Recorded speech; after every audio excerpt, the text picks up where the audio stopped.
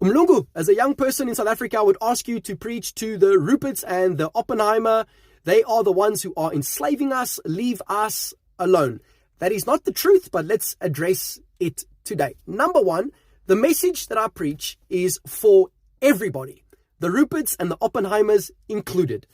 Number two, the biggest problem when it comes to problems is what we ultimately think about the problem. That's the problem. Our thinking is ultimately determined, therefore, by our worldview, the way we view the world. And our worldview is determined by what we essentially focus on. So you can either focus on God's truth and His grace over your life, or you can focus on the woke world and what they have to say about your life. One is right, one is true, one is just, and the other one will ultimately enslave you.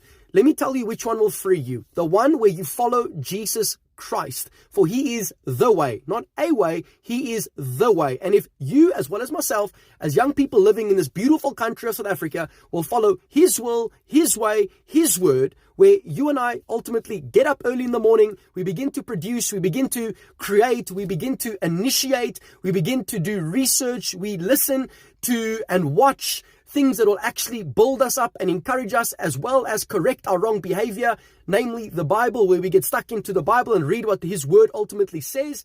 When you and I begin to use the time that we have, we offer up the time that we have to serve others and stop looking at just ourselves and our own problems and find ways to solve other people's problems through the gifts and the skill sets that God has blessed us with, then we can begin to see some drastic change within our lives. Remember, things change when we change.